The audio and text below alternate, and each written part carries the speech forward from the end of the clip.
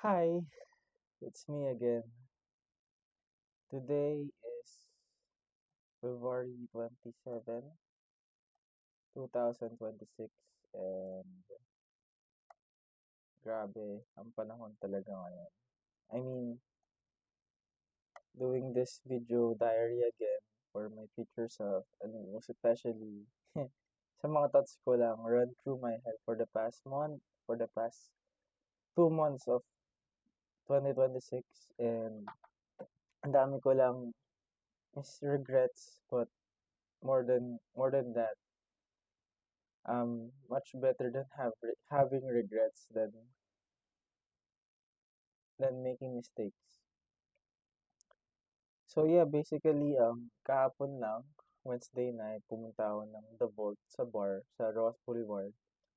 And I met and experienced yung bagong culture, bagong bar, pero masaya. At the same time, I didn't get the outcome that I wish that happened. Like, yung mga pinag-aaralan ko mga pick-up, it's just so not good. So yun. So, pero right now, na-realize ko lang na is that truly comparison is a thief of joy. And also, naisip ko lang, like, parang for this week lang talaga. Like, kaka-wedding na ng Tito Ongki, Tita Jaja sa Tagaytay, and I left them a message crying na you're becoming inspiration. Tapos ako, like, I was so inferior sa nangyari, like, kasi, ah, nakita ko lang yung possible future ko as a son, as a boy, as a young man na hindi pa alam yung gusto sa buhay, na nag-struggle pa rin dito sa presently sa ACADS. And naisip ko lang na hay, kumbaga, like, hindi ako prepared sa mangyayari in the future. But at the same time, I've also listed down the things that I need to do for me to move on. And I guess that's my topic for today, is moving on and letting go, in which na hindi ko kayang gawin to the point na it really hurls me down, and talagang, yun, especially when it comes to money, like, talaga, like, sobrang bilis kong maggastos ng pera to the point na walang-wala na ako. And hindi ko man naisip yun na meron talagang papasok talaga na money. Grabe, like, parang hindi ko in-expect na magiging gano'n. Grabe yung patience na binibigay sa akin ng universe or for myself, and the discipline that I have to do to really, like, why am I doing the things that I'm doing? And that's what Tito Chok said dun sa wedding day, sa reception day, na finding my deepest why, or why am I doing? Bakit ko ba ginagawa tong mga bagay na to? Bakit ba ako nag-i-English? Bakit ba ako nag-act smart? Bakit ba ako nag-overthink? Bakit ba ako gagawin ko tong report na to, reviewers na to, lahat ng hobbies ko, ba't ko siya ginagawa? What's the point? Ano yung resulta ng ginagawa ko? Sobrang kalat ko, unmotivated, unorganized, and sobrang, I was so caught up in my phone, not knowing na mayroon pa pala dapat akong gawin. And I'm trying to collect these thoughts of mine. I even deleted my social medias for the sake for me to have my own sanity again, especially when it comes to people, to relationships.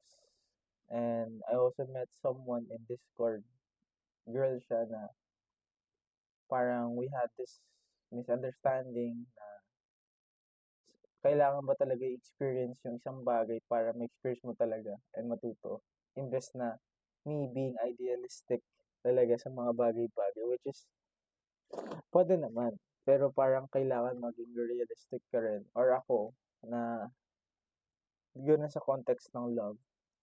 Kasi love kasi, relationship kasi. Ayun lang naman sa'kin na kakagising ko lang. It's 4:48 a.m. here and posting this YouTube again, YouTube diary again.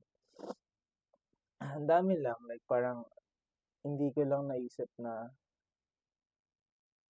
if I do this, if I make a decision now, it would affect me great at the moment but bad after a few days after as the time passes, you know, because talagang hindi ko magets kung bakit ako ganito.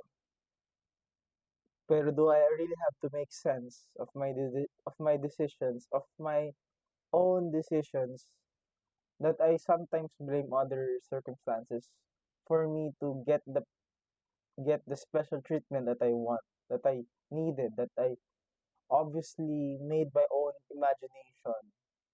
Tama nga ng sabi ng kuya ko na we suffer more in imagination than in reality. Seneca. Pero ayun nga, like parang, yung ba talaga yung end goal to work hard? Or kaya, yung end goal ba to have peace of mind, financial freedom, and not knowing na there's a lot more in life. You're 24 na din because really, you're gonna graduate so far ahead talaga. Like parang 26 years old ka pag-graduate according to your dad. And it's kind of sad actually. It's really sad. It's really 23 pala ikaw ngayon. And I mean you're 24 this year, 2026, pero it's really sad that you have to face the consequences of your actions and all. Sayang oras, parang ganyan, mag-work ka na and all. Mag-board exam ka and all. 'Di ba? Like it's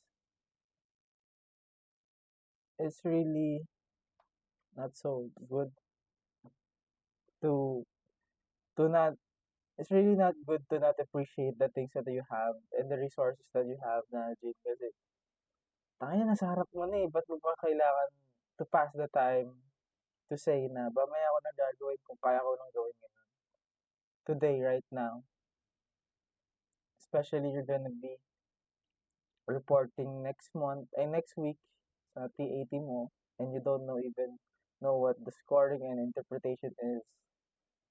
And it's really sad kasi parang you need guidance pa and parang tangina talaga. I'm opening up to people na hindi naman sigurado sa mga sagot or at least parang may hinahanap akong sagot, hinahanap akong advice pero hindi ko naman ina-apply. 'Di ba?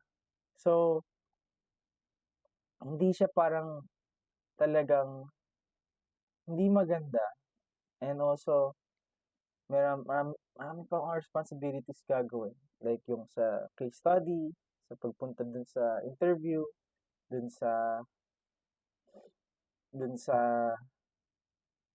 mga field quality research namin, parang ganyan.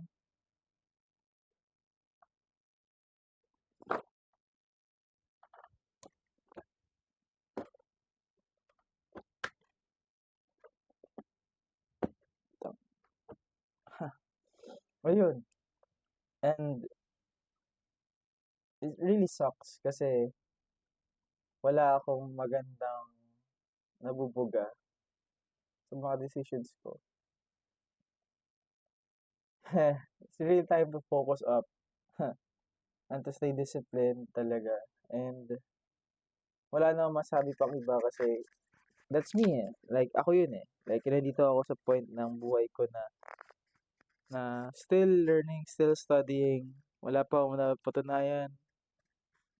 Normal lang na gumastos ako ng gumastos kasi wala pa akong trabaho and all. Pero nababalewala ako isang bagay na akala ko na makakasaya sa akin pero hindi naman pala. And it really sucks. It really sucks to think that I have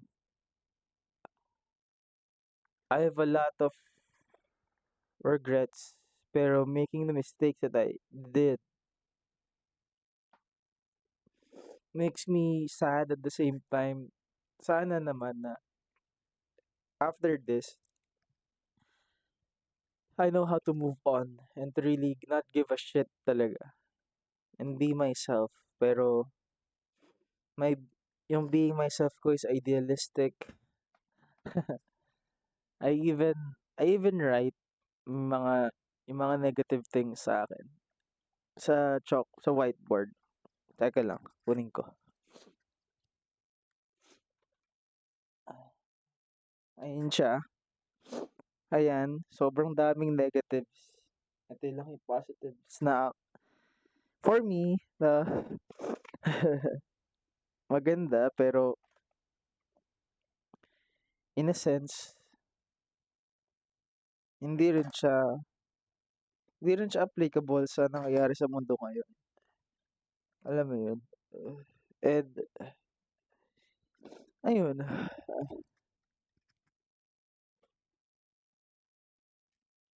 ayun yung sa akin.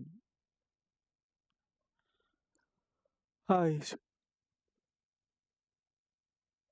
ayun lang naman. Ending this video diary.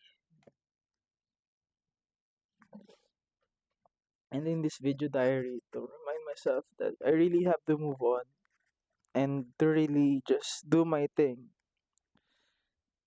And yung mga bagay na meron ako, wala yan sa mga dapat ko matutunan for myself and for other people.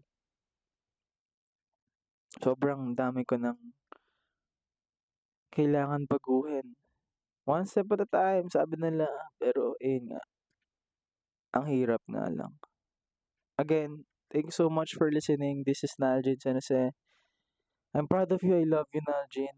Hope you stay humble and stay disciplined. Move on, let go.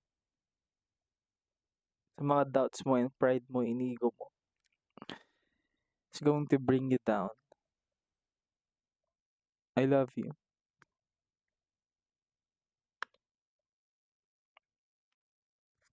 Eh,